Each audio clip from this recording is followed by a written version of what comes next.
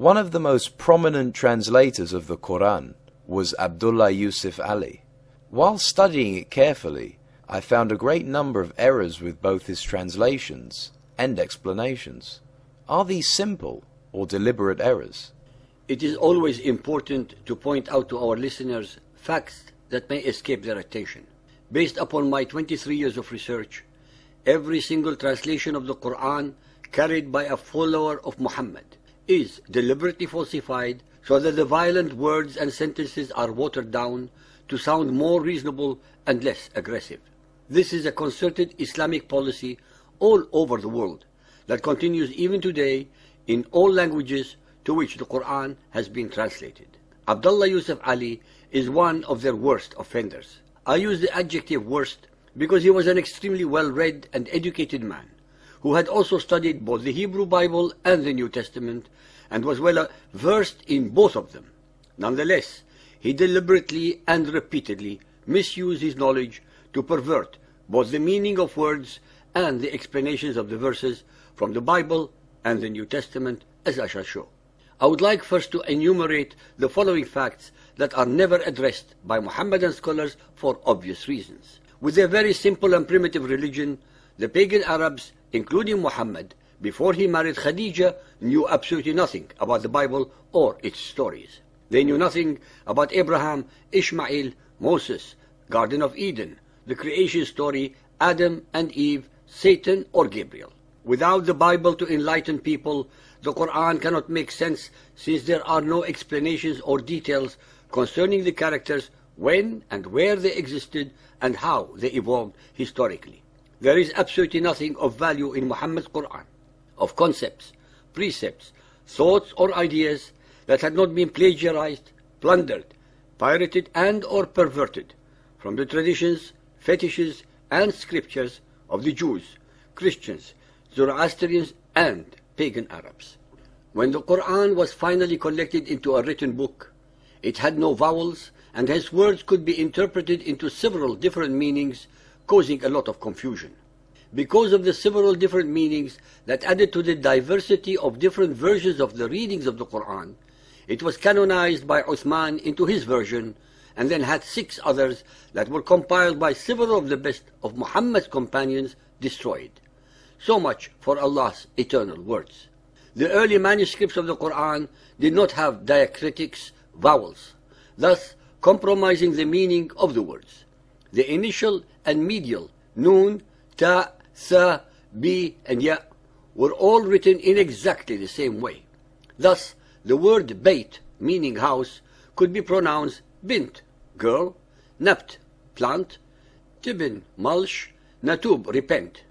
The vowels, diacriticals, necessary for the correct vocalization of the Quran were inserted by Al-Hajjaj bin Yusuf al-Thaqafi, who also added letters to the Quranic verses, thus actually altering the text as well as the meaning of the original words. Almost the entirety of the names of the biblical characters in the Quran, as well as the theological precepts and concepts, are based upon the Syro-Aramaic and Hebrew languages and are not of Arabic origin, thus are incorrectly understood and translated in the Arabic of the Quran. Words and terms are invariably created and invented by humans only if and when there is a necessity to describe an item, an object, an action, or to express a thought or a concept. The pagan Arabs, with their very simple religion, did not need or have the technical words or terms that are necessary for a much more evolved belief system as was necessitated by the Quran. Moreover, it is invariably the dominant and more civilized power that loans technical words to a lesser one, such as that of the Arabs of the Hijaz in Muhammad's days, to describe complex precepts, concepts, and traditions. There are at least 118 of the most important religious and technical words and terms in the Quran that the Muhammadan exegetes such as Suyuti, Itqan, Al-Tabari's Tafsir al-Quran, Al-Jawaliqi's Mu'arrab, Al-Tha'labi's Kitab al-Jawahir, and others fully recognized and frankly admitted that they are not Arabic in origin, but loan words from Syriac Aramaic, Hebrew, Ethiopic, Persian, as well as Greek. Most of the loan words in the Quran are from the Syriac Aramaic of the Christian Arabs and the Hebrew of the Judaized Arabs, especially since Muhammad was acquainted with both of them through his commercial travels to Syria and his contacts with the Judaized Arabs of Medina. Example of loan words that are found in the Quran, for which the Muhammadan philologists could not find an Arabic root, are Kalala, Ra'ina, Sijin, Tasnim, Iblis, Al-Samiri, Zanzabil, Salsabil, Ahbar, Asbat, to name just a few, which are actually Aramaic in origin, and one should not find their actual meaning in Arabic dictionaries, but in Aramaic sources.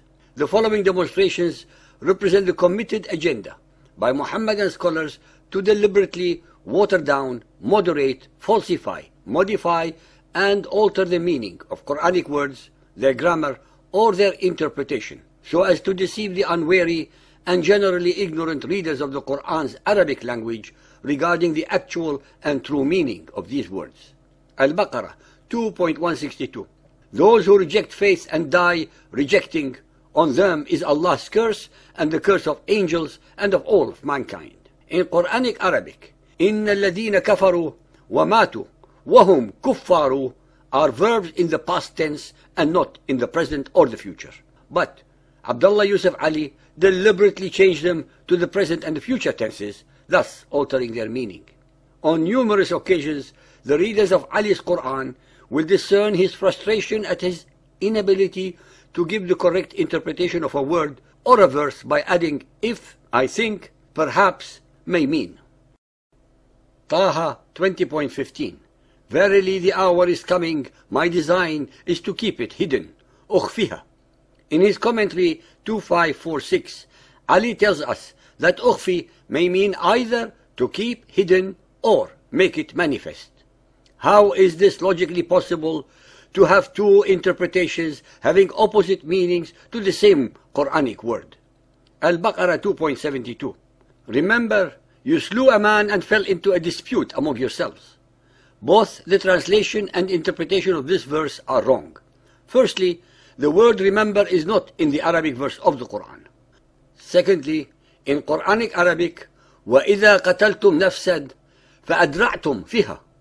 The word أَدْرَعْتُمْ is Aramaic and means abhorrence, detestation, from the root dra', and does not mean dispute among yourselves.